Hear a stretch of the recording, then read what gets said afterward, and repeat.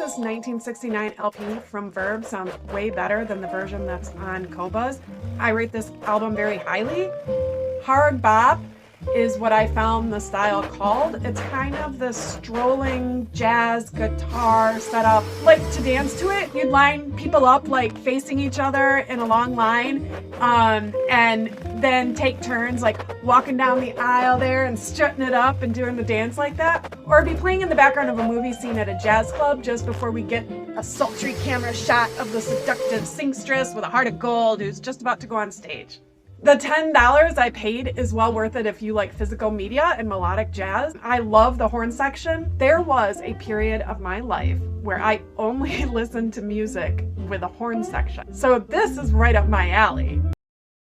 If you tell me you're going to surprise me with a jazz record from prior to 1970 or so, I'm going to enthusiastically go into it blind because I am easy to please when it comes to jazz. You get a swing beat, you got horns, you got piano, guitar, brushes used on a drum kit, stand-up acoustic bass. You combine all that and I swoon. If you're also smoking a cigarette and drinking a nice scotch, you'll be able to wrap me around your little finger. Or maybe I'll be at the bar alone, sitting on a stool, someplace where the bartender knows my name and my favorite drinks. And they'll look out for me and they'll tell the mashers to scram. I'll stare into the surface of my sidecar and I swirl it absent-mindedly and order another and another and another until I need a cab to take me home. I'll close the bar with the staff and I'll give them a 100% tip. This is a great album and I will be listening to it again.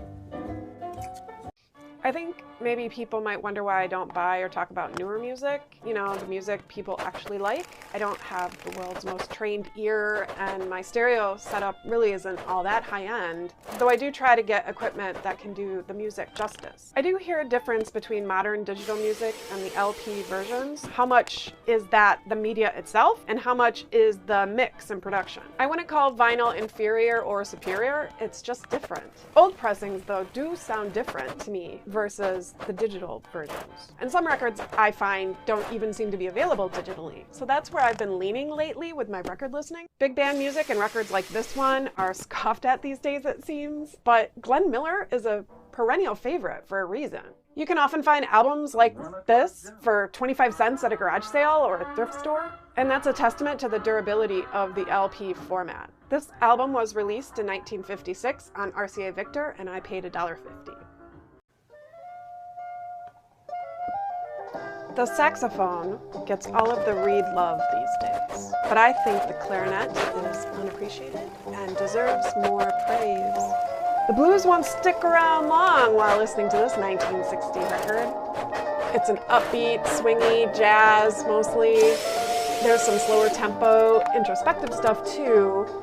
It's got piano, it's got a walking upright bass line, some noodling guitar, and of course the clarinet, which is highlighted.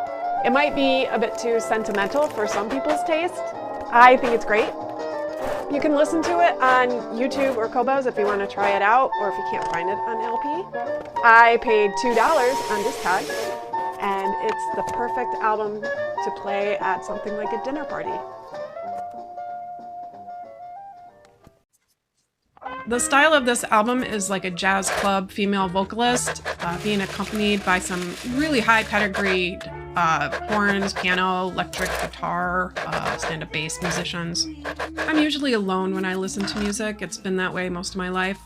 I use music to cope with emotions sometimes. Like if I'm sad, I'll listen to music to match that sadness, but then other times I'll listen to different music to pull me out of the sadness.